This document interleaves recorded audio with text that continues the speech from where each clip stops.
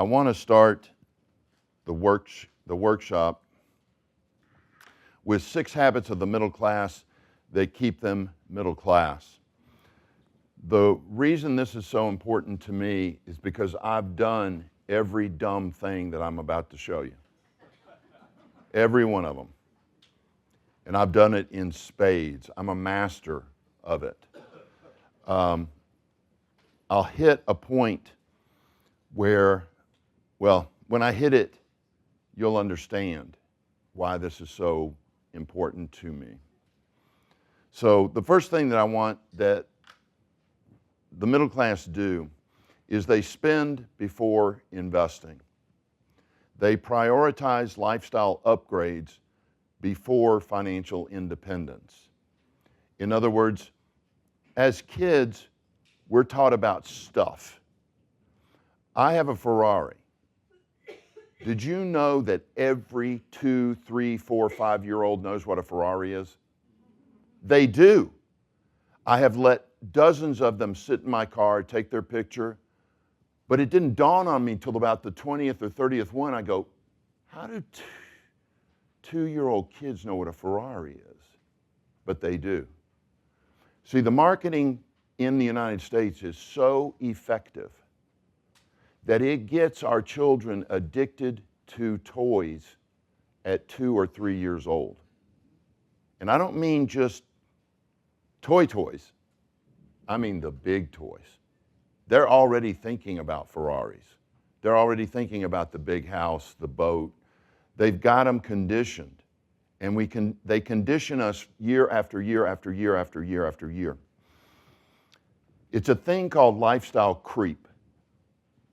And the best way to think about it is this. Do you remember in your 20s and 30s when you made 30 grand a year, you were living paycheck to paycheck? Why? Because you made 30 grand a year, you're going to live paycheck to paycheck. But it's 20 years later, you're making 100 grand a year, and you're still living paycheck to paycheck. What happened to that other 70 grand? Lifestyle creep. See, what we do is every time we get a raise, we go, whew, man, thank goodness for that raise. I can now take a second vacation this year. I can now buy that Rolex. I can now buy my wife that Louis Vuitton I've been promising her. Lifestyle creep. Every time we get a raise, we increase our quality of lifestyle. One of the most vicious is the house. You get that raise, you're making 60 grand a year, you kill it, and you get a raise to 100 grand a year.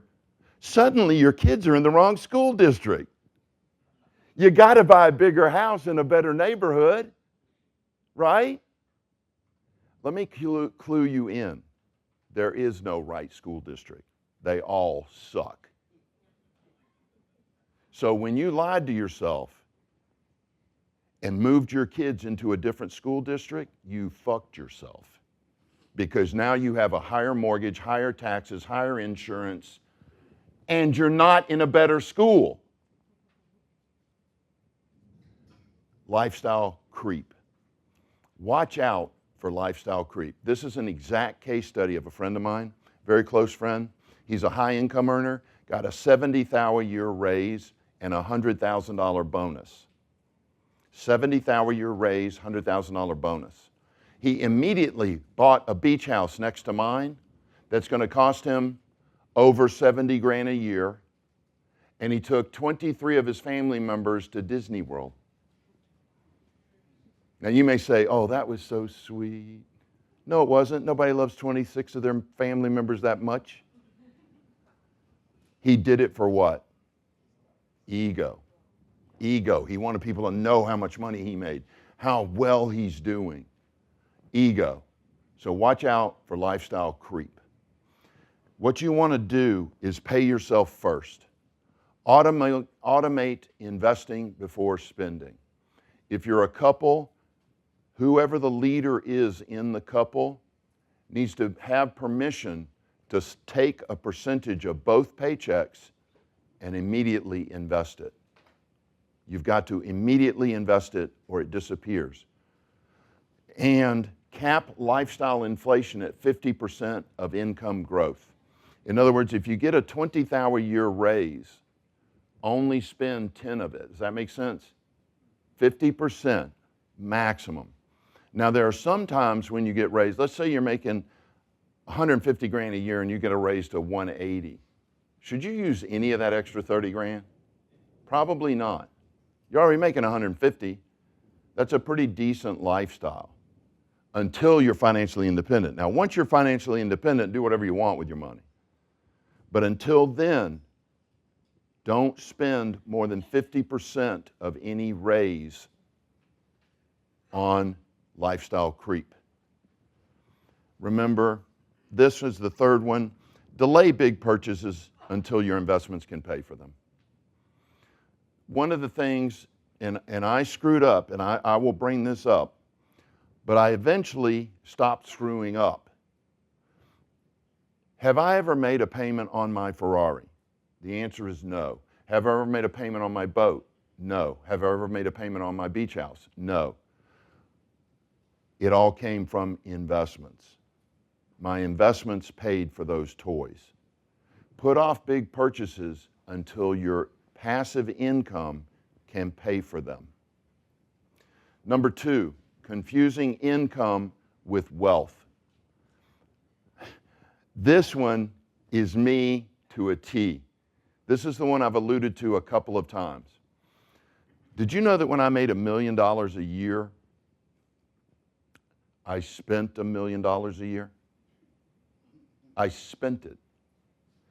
It took me 5 years of doing that before I woke up and went, I am a complete idiot. I'm addicted to spending. Addicted. It was an addiction. I had to have the most beautiful purses for my wife. I had to have this or that to make sure that people knew I made $1 million a year. It was all ego-based crap. All ego-based crap. Remember, high income but no assets, without converting income into appreciating assets, you're just a high earning consumer. You're just a high income earning consumer. Look at that picture. Does an airplane go up in value or down? Wow, everybody knows this one. It goes down. And what about maintenance on an airplane? Good Lord. Up and up and up and up. I had a good friend of mine buy an airplane and a helicopter. He had to sell both of them, and he's in massive trouble now. Allocate a percentage of every paycheck to investments. Own things that appreciate, like real estate. And track your net worth monthly. Don't let a month go by where you don't look at your assets or lack thereof. See, one of the things that people misunderstand is motivation. They think motivation is something outside of you. It's, yelling, go, go, go. Ooh, I'm the top. I'm the best. I'm going to do it. That's not motivation. Motivation is living paycheck to paycheck and hating it. That motivates you to change. Motivation is looking at your net worth and going, I'm negative $30,000. I don't know if you guys know this, but Trump at one time was negative $900 million. $900 million. He was negative. He was walking down the street with his girlfriend, and he looked at this bum, and he goes, do you realize this bum is $900 million more wealthy than me? Track your net worth monthly. Look at it so that when you look at it and it's negative, or it's 100,000, it's 200,000, that it motivates you to change. There are all types of motivation, but pain, we will do 3 times as much to avoid pain as we will to gain pleasure. So be aware of that. Use pain to motivate yourself when possible. Remember that high income makes you look rich. Ownership helps you stay rich. The third mistake that the middle class makes, simply not understanding taxes. Ignoring tax planning and giving 30 to 50% to the government, that's the big mistake. The wealthy think in after-tax numbers. I can prove that most of the people in this room don't think of after-tax numbers. Because if I ask you what's in your IRA, you're going to look at your thing and go, I've got 400 grand in my IRA. No, you don't. That's before taxes. See, a wealthy person would go, 400 grand minus 23%. I got about 300 grand in my IRA. See, they think in after-tax numbers. They don't let their IRA and 401k deceive them. Be careful. Look at your IRA and 401k and subtract 25 to 30%. That's the real number. Learn how capital gains, depreciation, and entity structure work. Leverage tax-advantaged investments like real estate. Get some doggone real estate. And work with a tax strategist, not just a CPA, a tax strategist. Bill Pilkington is in the back raising his hand. There's a tax strategist if you're not familiar with him. Bill Pilkington. Thank you for being here, Bill. Many people will complain. Remember when there was a big problem? Oh, we want to see Trump's tax returns because he paid no taxes. And everybody was upset about that. Do you realize that we have the same rights that he does? We can pay just as low a taxes as he does. There's nothing keeping us from mastering the tax code and doing the exact same thing he does. So make sure you've got a tax strategist on your team. Number 4, over-diversify too early. This one I talk about a lot. I don't like diversification. I think it's an excuse for not knowing what you're doing. If you go to a financial planner or a stockbroker, what they're going to do, they're going to say, you need to be diversified. It's the safe thing to do.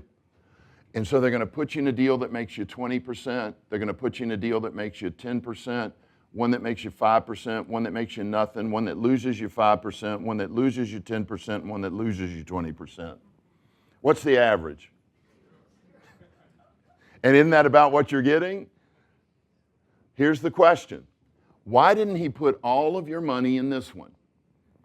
Because he doesn't know which one's going to produce 20%. To borrow from the Wolf of Wall Street, whether you're Warren Buffett or Jimmy Buffett, nobody knows what a stock's going to do. It could go up, down, sideways, in circles. Nobody knows. It's all gambling. It's all guesswork. So that's why people want you diversified, is to protect themselves, not to protect you. So you don't want to diversify. You want to focus on one or two things. I'll get to that in a second. Diversification protects wealth. Focus builds wealth.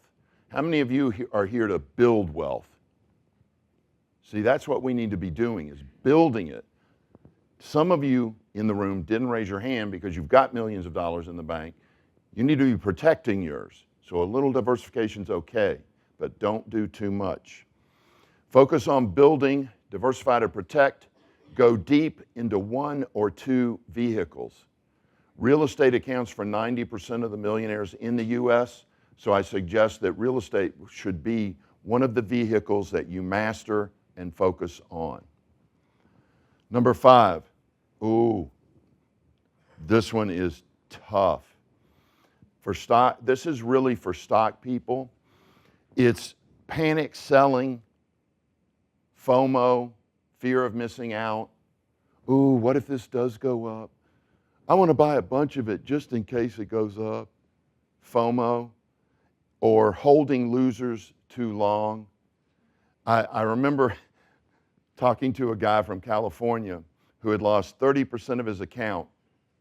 This was 2008 or 9. He goes, yeah, but if I don't sell, I haven't lost anything. Now his account had just dropped from 1.7 to 1.2 or 3. But in his brain, if he doesn't sell, he hadn't lost anything. Wrong. It's gone. And if it takes 5 years to get back to the 1.7, does he ever get those 5 years back? No, he doesn't get those 5 years back. Remember, the average investor that picks their own stocks makes 4 to 5% rate of return. But if you just invest in the whole stock market, you're going to make about 10%. I guess that would be like something like the S&P 500 or something like that. You're going to make about 10%. But if you pick your own stocks, you're going to make 4 or 5%. So watch out for emotions. Stay principally centered. Do not let fear make you make decisions. Be cautious of greed as well. Markets do not reward the smartest. They reward the most disciplined.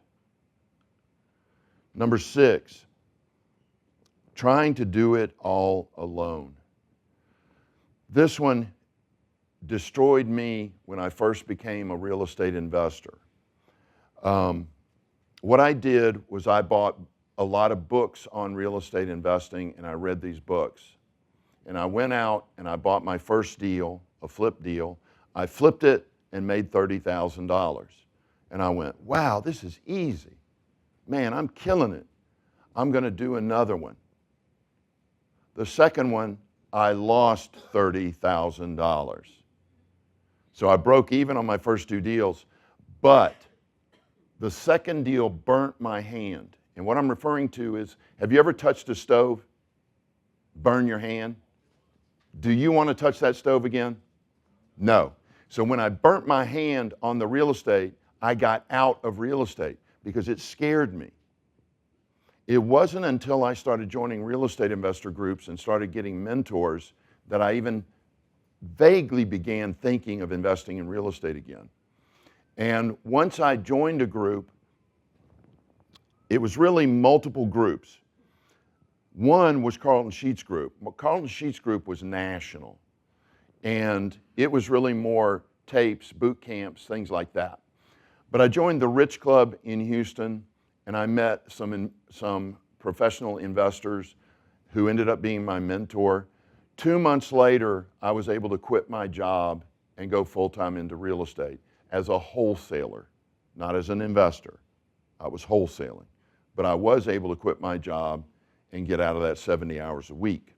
So what is trying to do it all alone? It's refusing help out of ego, thinking real estate's not rocket science, I can do it by myself. I'm telling you, real estate is rocket science. It's difficult unless you know the correct business model and the principles behind it. If you know the correct business model and the principles behind it, it's actually fairly easy, and just about anybody can do it. The other side of it is just flat out fear of cost or greed. Many of you in the room have gone to seminar after seminar after seminar and never joined a group yet. What are you doing? Oh, I'm going to keep going to free events. What are you doing? Join a group. Get involved. Pay the money. So, wow, I just realized it's a hell of a sales pitch for Total Wealth Academy, right? This, by the way, much of this was not written by me. A guy named Austin Wright helped me with this. He came on the radio show a couple of weeks ago, if you heard it. Austin Wright wrote this part. But you've got to do it. Stop being greedy. Spend some money on yourself. Get a mentor and get into action. Everything that I've ever been successful at has been a direct result of a mentor. I've been married to the same woman for 39 years. Why? Because my mother and father were married till they passed away. Does that make sense? I had good mentors. I've had fitness mentors. I've had relationship mentors. I've had wealth mentors. It is just so much easier to talk to someone who's got more experience than you and can keep you from making the mistakes that everybody makes. And everybody makes about the same mistakes. Steve Rosenberg, who had over 1,000 houses, estimated that 72% of investors blow their first deal. 72%. $10,000 to $20,000 mistake on their first deal, where for $500 they could have learned how to not make those mistakes. So wealth is a team sport. Get a mentor. The right people really do accelerate your path to wealth. I had a mentor, Bruce Richards, and he was brutal. This guy was unforgivingly straightforward, brutal. He stood with me for 2 hours. I learned more in those 2 hours than I learned from week-long boot camps. I would go to week-long boot camps. I don't know if any of you have ever done that. Wealth building boot camps. I spent a week at this boot camp. I spent 2 hours with Bruce. I learned more in that 2 hours because he had really done it. When it comes to mentors, your accountant is your mentor. Your accountant is your mentor. Because, and Bill, do me a favor, is this not true? The tax code is 6 feet 7 inches thick? And in Greek. It literally is. If you lay it on its side, I'm 6'3", it's like 6 foot 7 inches thick. Don't try to master that. You got Bill, you've got other accountants. None of them are as good as Bill, though. You know who to make the check out to, right? Get a good accountant, an estate planner, and a financial advisor. Now, when I talk about financial advisors, I'm talking about millionaire mentors. I'm not talking about your certified financial planner. Your certified financial planner in the United States makes $80,000 a year. That's the average. That's your certified. Those of you with financial planners, this is what you did. Everybody, people either are irritated when I say this or they love it. But if you've got a financial planner on your team, you've got to understand that the average financial planner makes 80 grand a year. So if you've got a financial planner on your team, here's what you did. You walked up to them and said, hey, I know you don't make a lot of money. I know you're not rich. I know you're not retired. But can you teach me how to get rich and retire? Can they help you? They cannot. I remember being at a pizza joint when these guys were complaining about the price of pizza. Turns out they were both what? Financial planners. And they were 22, 23, 24 maybe. So be cautious. I'm not talking about that type of financial planner. I'm talking about an advisor who is already where you want to be. Andrew Carnegie put it this way. Stop trying to reinvent the wheel. It's all been done before. Simply go out and find someone who's gotten the results from their life that you want and imitate them, and you'll get the same results. Surround yourself with people ahead of you. You want to be the dumbest in the room, not the smartest. If you're in a room where you're the top dog, you're in the wrong room. You're in the wrong room. You want to be around people who are smarter than you. Invest in expert guidance when the stakes are high. Real estate investing, the stakes are high. Even one single family house, that's a $250,000 investment minimum. You want to have somebody on your team that can make sure you do it right. Get a mentor. Get a mentor before you ever write a check for a piece of real estate. So those are the 6 middle-class habits that keep the middle class, that keep people in the middle class or even poor. It's really the poor and middle class. So if you will take the advice of myself and many other mentors, you will be in wealth soon if you can break those habits. But you've got to break those habits. And then, one other thing, enjoy the journey. Enjoy the journey. Be aware there's going to be ups and downs. You will fail. You will succeed. But as Arnold says, if you fail and you stay down, that's a loser. But if you fail and you get up, that's a winner. Fail, get up, that's a winner. Fail, get up, that's what you're going to have to do.